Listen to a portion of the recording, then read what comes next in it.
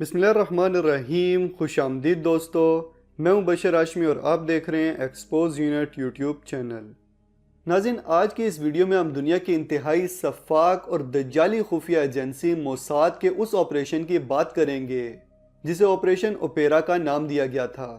دنیا کی تاریخ میں بغیر کسی جنگ یا اشتعال کے ایک ملک اسرائیل نے دوسرے ملک عراق کی سرحدی خود مختاری اور فضائی حدود کی شدید خلاف ورزی کرتے ہوئے عراق کے اندر کئی سو کلومیٹر تک گھس کر 8 F-16 لڑاکا طیاروں کی مدد سے اس کے ایٹمی ری ایکٹر اوسیراک پر فضائی حملہ کر کے اسے مکمل طور پہ تباہ کر دیا تھا.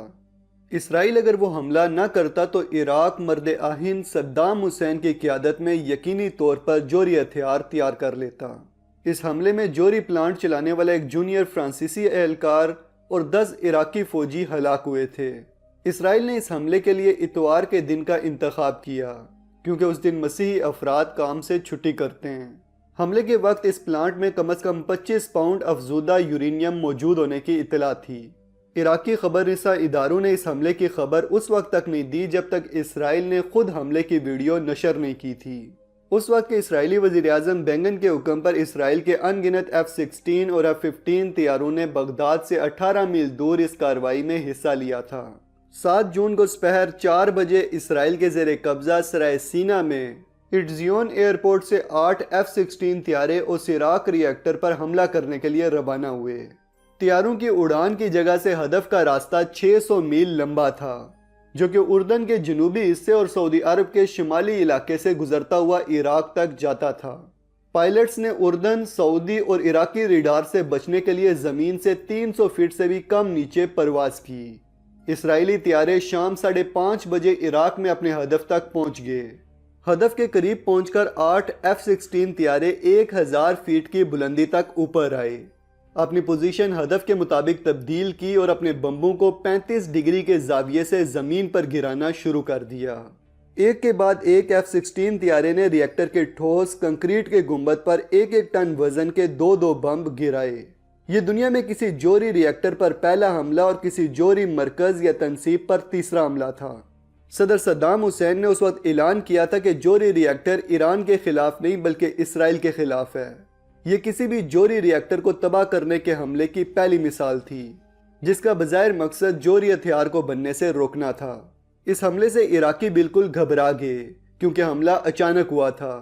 اسی وجہ سے حملہ کرنے والے طیاروں پر ایک میزائل بھی فائر نہیں ہوا.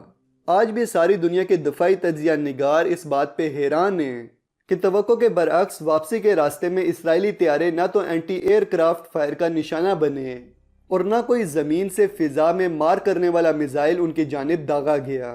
تمام طیارے بحفاظت واپس اسرائیل بھی پہنچ گئے. تقریباً $27.5 کروڑ کی یہ جوہری تنصیب تکمیل سے صرف چند مہینے دور تھی، مگر اسرائیل کے اس بھرپور حملے نے بغداد کو جوہری طاقت بننے سے ہمیشہ کے لیے محروم کر دیا. عراق نے حملے کے فوراً بعد اپنے رد عمل میں پہلے تو اس کا ذمہ دار ایران کو قرار دیا، لیکن جب ساری دنیا کو ناقابل تردید حقائق کا علم ہو گیا تو عراق نے بھی تسلیم کر لیا کہ حملہ اسرائیلی طیاروں نے کیا تھا. اس حملے کے بعد دنیا کے کئی ممالک نے اسرائیل کی صرف برائے نام مذمت کی. البتہ فرانس کے اسرائیل سے تعلقات کچھ عرصے کے لیے کشیدہ رہے. اسرائیل کی یہ بمباری بین الاقوامی قوانین کے لحاظ سے ایک غیر قانونی کارروائی تھی.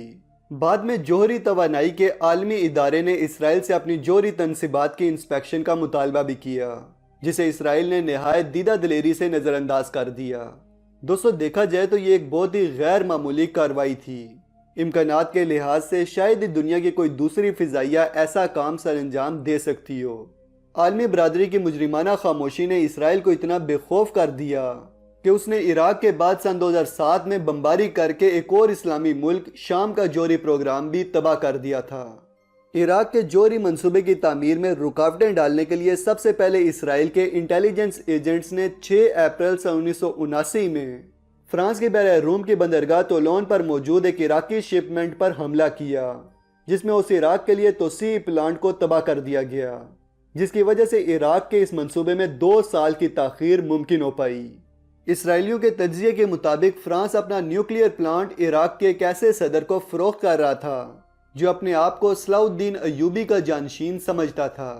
سلطان صلاح الدین ایوبی نے بیت المقدس پر حملہ کر کے یہودیوں کی حکومت ختم کی تھی، اور اسی وجہ سے اسرائیل صدام حسین کو اپنے وجود اور سلامتی کے لیے خطرہ سمجھتا تھا۔ اسرائیل نے صدر صدام حسین کو کمزور کرنے کے لیے سن 60 کی دہائی میں ان کے مخالف گروہ یعنی کردوں کو مدد فراہم کرنا شروع کر دی تھی۔ اسرائیلی انٹیلیجنس ایجنسیوں اور اسرائیلی فوج نے کردوں کے مختلف گروہوں کو گریلا جنگ کی تربیت بھی دی تھی، لیکن وہ اس سب کے باوجود عراق کو کمزور کرنے میں ناکام رہے۔ صدام حسین سن 1971 میں ہی عراق کے ایک طاقتور لیڈر بن چکے تھے، تاہم ایران میں اسلامی انقلاب کی وجہ سے انہوں نے حسن الباقر کو معزول کیا اور خود عراق کے صدر بن گئے۔ صدام حسین یہودیوں کو ماضی کی قوموں کی باقی ماندہ غلاظت سمجھتے تھے۔ صدام حسین کی کوشش تھی کہ ان کے پاس ایسا اسلحہ ہونا چاہیے جس کی وجہ سے انہیں ایک حقیقی خطرہ سمجھا جائے، اسی لیے انہوں نے سن 1973 میں ہی عراق کو جوہری طاقت بنانے کے لیے منصوبہ بندی شروع کر دی تھی۔ صدام حسین نے ستمبر 1975 میں فرانس سے جوہری پاور پلانٹ خریدنے کا منصوبہ بنایا، جو کہ کسی بھی عرب ملک کی جانب سے جوہری ری ایکٹر حاصل کرنے کی پہلی کوشش تھی۔ صدام حسین نے اس جوہری پلانٹ کے حصول کے لیے $2 ارب کی ایک خطیر رقم دی، اور ساتھ ہی ساتھ فرانس کو مارکیٹ سے کم نرخوں پر تیل بھی فروخت کرنے کا معاہدہ کیا۔ اس پس منظر میں اسرائیل نے فرانس اور عراق کے جوہری منصوبے میں بڑھتے ہوئے تعاون کو اپنے وجود اور سلامتی کے لیے خطرہ قرار دیا اور اسے روکنے کے لیے کارروائیاں تیز کر دیں۔ اسرائیل نے اپنی انٹیلیجنس ایجنسی موساد اور وزارت خارجہ کے اشتراک سے خصوصی ٹیم تشکیل دی، جسے سیکرٹ نیو آرڈر کا نام دیا گیا۔ اس دوران اسرائیل نے اپنی جاسوسی کے ذریعے عراق کے جوہری منصوبے میں کام کرنے والے کچھ اہلکاروں کو خرید لیا تھا، جس کی وجہ سے اسے یہاں ہونے والی تمام پیش رفت سے مکمل آگاہی ہوتی رہتی تھی۔ بالآخر اسرائیل نے عراقی سائنسدانوں کو قتل کرنا شروع کر دیا۔ موساد نے عراقی سائنسدان خضر حمزہ اور جعفر دیا جعفر کو قتل کرنے کا منصوبہ بنایا تھا، جو کہ عراق کے جوہری منصوبوں کی قیادت کر رہے تھے۔ یہ دونوں سائنسدان سن 1980 کی درمیانی شب پیرس کے ایک ہوٹل میں موساد کے ہاتھوں شہید ہوئے۔ اگرچہ اس قتل کے بعد باقی سائنسدان زیادہ محتاط ہو گئے، لیکن اسرائیلی جاسوسی اداروں نے بھی اپنی کارروائیاں تیز کر دیں۔ المشد کے قتل کے 3 ہفتوں بعد عراق کے ایک اور جوہری سائنسدان سلمان راشد کو جینوا میں موساد نے زہر دے کر قتل کر دیا۔ سلمان راشد کے قتل کے 2 ہفتوں کے بعد عراقی سائنسدان عبد الرحمن رسول بھی پیرس میں زہر دیے جانے کی وجہ سے ہلاک ہو گئے۔ عبد الرحمن رسول کے قتل میں موساد کی ایک خاتون رکن زیپی لیونی کا بھی کردار تھا، جو بعد میں اسرائیل کی وزیر خارجہ اور نائب وزیر اعظم بھی بنی۔ عراقی سائنسدانوں کی ہلاکت کی وجہ سے عراقی جوہری پروگرام کو نقصان پہنچا۔ عراق میں کام کرنے والے فرانسیسی اور دیگر غیر ملکی سائنسدانوں میں خوف بھی بڑھ گیا، اور ان میں سے کئی عراق سے فرار بھی ہو گئے، لیکن جوہری منصوبے اور تصنیبات پر کام بند نہیں ہوا۔ صدام حسین نے اسرائیل کو سنگین نتائج کی دھمکیاں بھی دیں۔ ان تمام حالات کے باوجود عراق کو یقین تھا کہ وہ جوہری منصوبے کی تکمیل میں کامیاب ہو جائے گا، اور اسی وجہ سے اسرائیل کا خوف بڑھتا چلا گیا۔ موساد کو اندازہ ہو گیا کہ سائنسدانوں کے قتل اور جاسوسی سے زیادہ فائدہ حاصل نہیں ہو سکتا۔ بالآخر موساد نے اسرائیلی وزیر اعظم مناخم بیگن کو اکتوبر 1980 میں آگاہ کر دیا کہ ابھی تک اگر کوئی راستہ موجود ہے تو وہ صرف فضائی بمباری ہے، یعنی باقاعدہ جنگی کارروائی، اور یہ حملہ اتنا طاقتور ہونا چاہیے کہ اس کے بعد عراق کے جوہری تنصیبات مکمل طور پر تباہ ہو جائیں۔ ناظرین، تاریخ کا ایک اہم موڑ جس نے اسرائیل کو F-16 طیارے حاصل کرنے میں ایک حیران کن کردار ادا کیا۔ سن 1979 میں اسرائیل کی خوش بختی یہ ہوئی کہ ایران میں آیت اللہ خمینی کی سربراہی میں اسلامی انقلاب نے امریکہ کے ایک اہم اتحادی شاہ ایران کو معزول کر دیا۔ خطے میں اس تبدیلی کے بعد امریکہ نے شاہ ایران کو دیے جانے والے طیاروں کا سودا یک طرفہ طور پر منسوخ کر دیا، جس کی وجہ سے امریکہ نے اس وقت تیار ہونے والے 76 جدید ترین F-16 لڑاکا طیاروں کو ایران کے بجائے اسرائیل کو دینے کی پیشکش کی، جو اسرائیل نے فوراً قبول کر لی۔ اس عراق کی تباہی کی یہ کارروائی مکمل کامیابی سے ہمکنار ہوئی اور اسرائیل نے اپنا ہدف حاصل کر لیا۔ عراق کا ری ایکٹر ملبے کے ڈھیر میں بدل گیا اور صدام حسین کے جوہری عزائم شاید مستقل طور پر ختم ہو گئے تھے۔ صدام حسین نے حملے کے بعد اپنے خطاب میں بمباری کا ذکر آہیں بھرتے ہوئے نہایت افسوس اور دکھ کے ساتھ کیا، لیکن اس عراق کے ری ایکٹر پر بمباری سے صدام حسین کا بعد کا رد عمل اسرائیلی انٹیلیجنس کی توقع کے بالکل برعکس تھا۔ دباؤ میں آنے کے بعد صدام حسین زیادہ جارحانہ اور زیادہ پرعزم ہو جاتے تھے، لہٰذا $40 کروڑ کا منصوبہ $10 بلین کا منصوبہ بن گیا۔ اور اس میں 400 سائنسدانوں کی تعداد بڑھ کر 7,000 ہو گئی۔ اور پھر شاید یہی ہمت، حوصلہ اور ہر قیمت پر ایٹمی ہتھیاروں کا حصول 2003 میں عراق پر امریکی حملے کا اور پھر صدام حسین کی پھانسی کا باعث بنا۔ اس حملے کے بعد اسرائیل نے اپنے دفاعی حکمت عملی میں ایک نئے نظریے کا اضافہ کیا جسے بینگن ڈاکٹرائن کا نام دیا گیا۔ اس ڈاکٹرائن کے مطابق اسرائیل خطے میں اپنی سلامتی کے لیے خطرہ سمجھے جانے والے کسی بھی ملک کو کسی بھی قیمت پر جوہری ٹیکنالوجی سے محروم رکھے گا۔ عراق اور شام میں زیر تعمیر جوہری ری ایکٹروں کے خلاف اسرائیل کے حملوں نے ری ایکٹروں کو بغیر کسی بڑے جانی نقصان کے مکمل طور پر تباہ کر دیا تھا۔ عموماً پاکستان اور اسرائیل کے درمیان ویسے کوئی مخلصانہ اور دشمنی کی فضا نظر نہیں آتی ہے، جیسے ایران، شام، حزب اللہ یا حماس کی اسرائیل کے ساتھ ہے۔ تاہم پاکستان میں اپنی جوہری تنصیبات کی سلامتی کے حوالے سے کئی مرتبہ اسرائیل کے حملے سے نمٹنے کی تیاریوں کی بات کی جاتی رہی ہے۔ اس عراق کے واقعے کے بعد پاکستان نے کئی بار اسرائیلی خطرے کا جائزہ لیا اور پھر اس کے خلاف احتیاطی تدابیر اختیار کی۔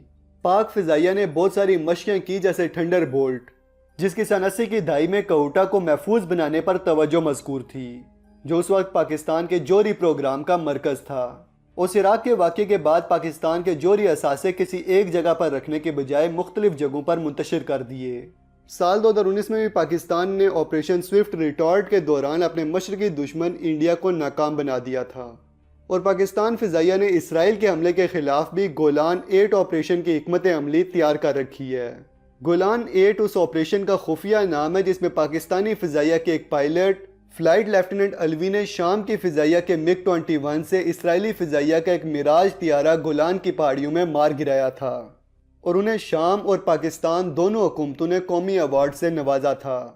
پاکستان نے سن 1981 میں ہی محسوس کر لیا تھا کہ عراق کے بعد اسرائیل کا اگلا نشانہ پاکستان بھی ہو سکتا ہے، اسی لیے سن 1982 میں ہی کوئٹہ کی حفاظت کے لیے کسی بھی حملے کی صورت میں ایک پلان تیار کر لیا گیا تھا۔ سال 1998 کے جوہری دھماکوں کی حفاظت کے لیے پاکستانی فضائیہ نے مکمل فل پروف منصوبہ بندی کر رکھی تھی، اور اس منصوبے کا نام آپریشن بیدار 98 تھا۔ جوہری دھماکوں کے لیے تمام ضروری حصے ہرکولس طیاروں میں لے جائے گئے تھے، جن کی فضا میں فضا سے مار کرنے والے میزائلوں سے لیس 4 پاکستانی F-16 لڑاکا طیارے حفاظت کر رہے تھے۔ یہ ساری کارروائی بہت خفیہ تھی، اور اس کی وجہ یہ تھی کہ پاک فضائیہ کو شدید خطرہ تھا کہ جوہری اثاثوں یا پرزوں کی ترسیل کے مشن یا اس میں شامل طیاروں پر اسرائیل کسی بھی وقت حملہ کر سکتا ہے۔ اس وقت پاک فضائیہ کے اعلیٰ کمانڈر میں کھلبلی مچ گئی تھی جب چاغی میں دھماکے کی جگہ راسکو میں اچانک ایک F-16 طیارہ نچلی پرواز کرتا ہوا ریڈار میں نظر آیا۔ تھوڑی دیر کے لیے سمجھا گیا کہ یہ F-16 اسرائیلی فضائیہ کا ہے، لیکن جلدی پتہ چل گیا کہ یہ پاکستانی ایئر فورس کا طیارہ ہے۔ اس قسم کی تیاری اور سوچ سے یہ واضح ہوتا ہے کہ پاکستانی فضائیہ اسرائیلی حملے کے امکانات کو حقیقی سمجھتی ہے اور اپنی طرف سے اس حملے سے نمٹنے کے لیے مکمل طور پر تیار ہے۔ موجودہ حالت میں اسرائیل بہت زیادہ فضائی طاقت ان مخالف کے خلاف استعمال کر رہا ہے جن کے پاس فضائیہ نہیں ہیں۔ اسرائیل شاید یہ بھول گیا ہے کہ پیشہ ورانہ صلاحیت کا استعمال کمزور ممالک کے خلاف نہیں بلکہ برابر کے مخالف کے خلاف ہوتا ہے۔ یہاں آپ کو سب سے زیادہ افسوسناک پہلو یہ بتاتے جائیں کہ عراقی ایٹمی ری ایکٹر کی تباہی میں 2 اسلامی ممالک سعودی عرب اور اردن بھی برابر کے شریک ہیں، کیونکہ انہی دونوں ممالک نے اسرائیل کو اپنی فضائی حدود استعمال کرنے کی مکمل اجازت دی تھی، اور اسی وجہ سے تو اسرائیلی طیاروں نے 600 میل دور اپنے عراقی ہدف کو کامیابی سے نشانہ بنایا تھا۔ تو دوستو یہ تھی ہماری آج کی ویڈیو، امید کرتا ہوں اچھی لگی ہوگی، تو ویڈیو کو لائک، کامنٹ اور شیئر ضرور کریں، اور مزید ایسی انفارمیٹیو ویڈیوز دیکھنے کے لیے ہمارے چینل ایکسپوز یونٹ کو سبسکرائب کر لیں اور ساتھ میں بیل آئیکن پہ بھی کلک کر دیں تاکہ ہماری ویڈیوز آپ کو آسانی سے ملتی رہیں۔ جلدی ملتے ہیں ایک نئی ویڈیو کے ساتھ، تب تک کے لیے اپنا اور اپنے پیاروں کا خیال رکھیے گا۔ فی امان اللہ۔